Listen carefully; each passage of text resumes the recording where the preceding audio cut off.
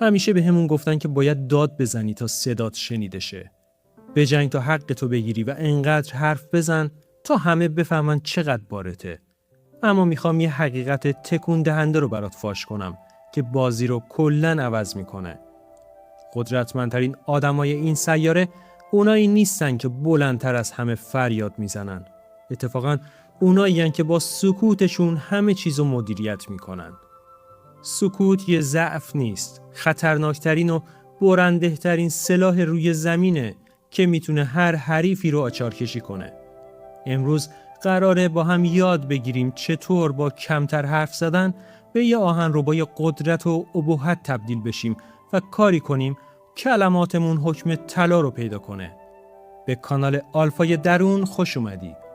وقتی وارد یه جمع میشی ولع عجیبی داری که خودتو ثابت کنی و شروع کنی به رگبار بستن کلمات. اما آدمای فوق‌العاده قدرتمند دقیقاً برعکس این عمل میکنن. اونا آروم یه گوشه میشینن و فقط نگاه میکنن. این سکوت اولیه یه حاله از رمز و راز و کاریزما دورتون میسازه که بقیه رو ناخودآگاه جذب شما میکنه. مردم شیفته یه چیزایی میشن که نمیتونن راحت کشفش کنن و سکوت شما قفل اون کنجکاویه. با این کار بدون اینکه حتی یک کلمه حرف زده باشی وزن و ابهت خودت رو به کل اون فضا دیکته میکنی. وقتی دهنت رو میبندی گوش‌ها تازه شروع میکنن به کار کردن و این یعنی برگ برندت. تو این حالت داری تمام اطلاعات، نقطه ضعف‌ها و انگیزه های پنهان طرف مقابلت رو مثل یه رادار قوی اسکن میکنی. آدما وقتی با سکوت مواجه میشن از روی استرس شروع میکنن به زیادگویی و ناخواسته همه برگ‌های برندشون رو لو میدن. اینجاست که تو بدون هیچ زحمتی کنترل کامل بازی رو دستت میگیری و دقیقاً میفهمی از چه راهی باید وارد شی. قدرت واقعی یعنی همین که بقیه خودشون رو برات رو کنن و تو فقط تماشاچی باهوشی باشی. توی کتاب مشهور 48 قانون قدرت یه قانون طلایی است که میگه همیشه کمتر از حد نیاز حرف بزنید. هر چقدر بیشتر حرف بزنید احتمال اینکه یه حرف احمقانه بزنید بالاتر میره و ارزش خودتو پایین میاری. کلمات وقتی زیاد بشن تورم پیدا میکنن و دیگه هیچ کسی برات تره هم خورد نمیکنه. اما وقتی کم حرف میزنی هر جمله‌ای که از دهنت بیرون میاد مثل یه بیانیه مهم شنیده میشه. قدرتمندها میدونن که کلمات گرون قیمت ترین داراییشون هستن. پس اونا رو مفت خرج هر کسی و هر جایی نمی کنن. وقتی حرف از سیاست و قدرت پیچیده میشه محاله یاد نیکولو ماکیاولی و تفکرات عجیبش نیفتیم. ماکیاولی معتقد بود برای حفظ قدرت و تسلط بر دیگران نباید بذاری هیچ کسی از افکار و نقشه‌های بعدی تو باخبر بشه. سکوت بهترین استتار برای استراتژی‌های توئه. چون وقتی حرف نمیزنی حریفت رو توی فضای مه‌آلود و پر از ابهام رها می‌کنی. اونا از پیشبینی ناپذیری تو وحشت می‌کنن و همیشه ترس اونا رو به اشتباهات بزرگ و مرگبار سوق میده. ماکیاولیستای واقعی نقشه‌هاشون رو پشت لبخندهای مرموز و سکوت‌های سنگینشون پنهان می‌کنن تا در بهترین زمان ضربه بزنن. وسط یه دعوا یا یه بحران شدید کاری همه شروع میکنن به داد و بیداد کردن و احساساتی شدن. تو این هیاهو اونی که سکوت میکنه و خونسردیش رو حفظ میکنه فرمان روای اون جمع به حساب میاد. سکوت بهت این فرصت رو میده که به جای واکنش‌های عصبی و کورکورانه مثل یه شطرنج باز حرفه‌ای حرکت بعدی رو بسنجی. داد زدن نشونه ضعفه اما سکوت نشون میده که تو بالاتر از این هستی که این طوفان‌ها تکونت بدن. همین آرامش تو بقیه رو آروم میکنه و اونا رو مجبور میکنه برای حل مشکل به تو پناه بیارن. بیاید کلمات رو مثل سکه‌های طلا فرض کنیم. اگه بازار پر از سکه بشه ارزشش سقوط میکنه. آدم‌های ضعیف مدام در حال تولید انبوه کلمات بی‌ارزشن و برای همین کسی جدیشون نمیگیره.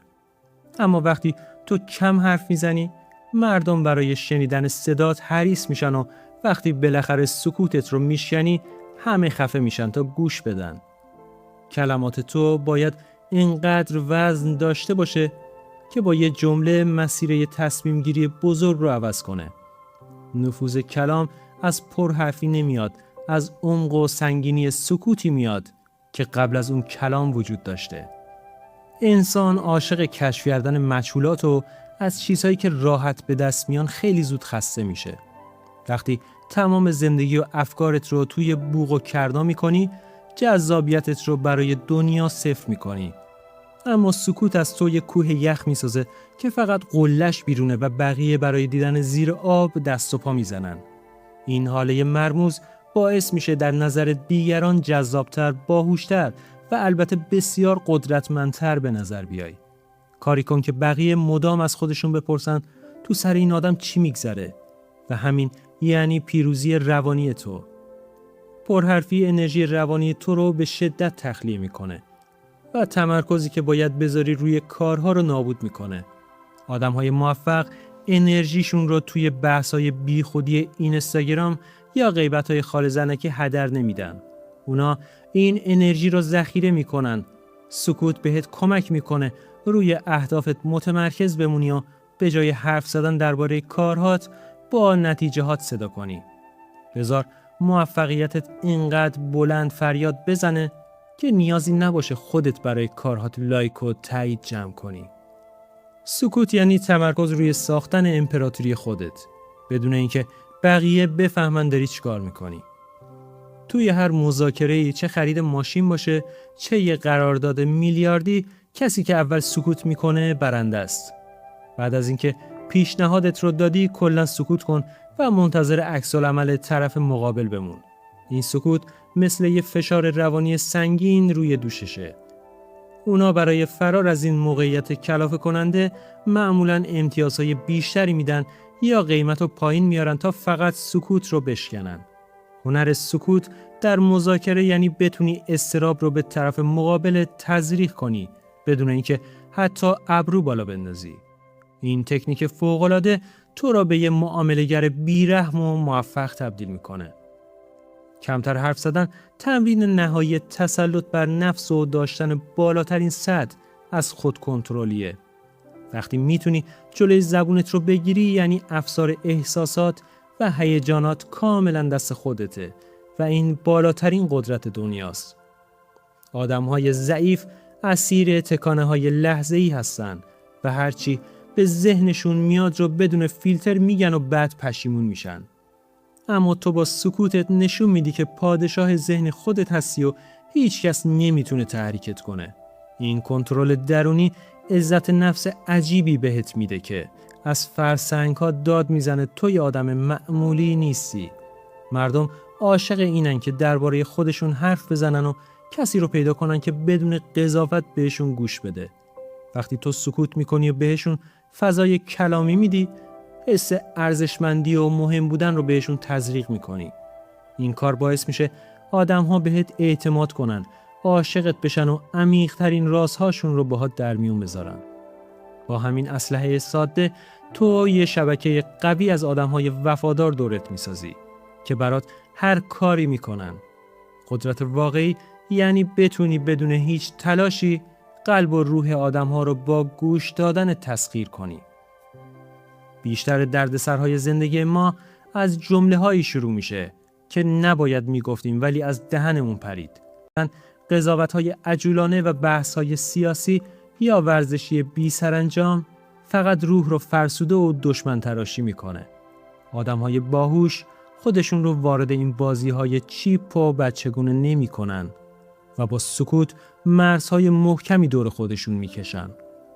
وقتی تو حاشیه نباشی تمام انرژی صرف رشد و پیشرفت فردی خودت میشه و از دور به حماقت بقیه میخندی. سکوت مثل یه زره پولادیه که تو رو در برابر ترکش‌های انرژی‌های منفی جامعه کاملاً بیمه میکنه. آدمای پرحرف معمولاً عجولم هستن و دوست دارن سریع به همه چیز پاسخ بدن که نشونه ناپختگیشونه. در مقابل سکوت بهت زمان میده تا ابعاد مختلف یه مسئله رو با خونسردی و درایت کامل حلاجی کنی. این صبوری باعث میشه تصمیماتی بگیری که درصد خطاشون نزدیک به 0 باشه و بقیه انگشت به دهن بمونن. پختگی عاطفی یعنی بتونی توجیه کردن خودت رو متوقف کنی و بذاری زمان خودش حقیقت رو روشن کنه. با این رویکرد تو یه رهبر قابل اعتماد میشی که همه نگاه‌ها در سختی‌ها به سمت اونه. ذهنی که مدام در حال تولید صدا و کلماته مثل یه اتاق شلوغ و به هم ریخته است که هیچ چیز توش پیدا نمیشه.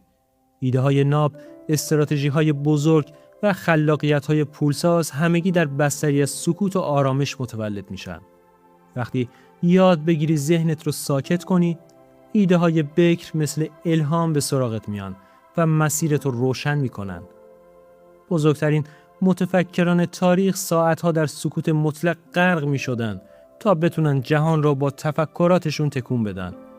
پس این فرصت رو به مغزت بده تا در سکوت شاهکارهای زندگیت رو طراحی و خلق کنه. در نهایت هنر سکوت یه تکنیک موقتی نیست، بلکه یه لایف استایل برای رسیدن به اوج قدرته. از امروز تصمیم بگیر که کمتر، گزیده‌تر و هوشمندانه تر حرف بزنی و تأثیر معجزه‌آسای اون رو توی زندگیت ببینی. ببین چطور احترامت لیول اپ میشه، چطور آدم‌ها با احتیاط بیشتری باهات رفتار میکنن و چطور جذابیتت سقف و میشکافه. تو نیازی به هیاهو نداری، چون پادشاهان همیشه در سکوت فرمانروایی میکنن و این راز بزرگ اوناست. پس سکوتت رو محکم بغل کن و بذار ابهتت کار خودش رو تو این دنیا بکنه. ممنونم از تو که تا آخر این ویدیو با من همراه بودی و این تایم ارزشمند رو به خودتون اختصاص دادید. یادت نره که قدرت توی دستای شماست، به شرطی که جادوی سکوت رو بلد باشید.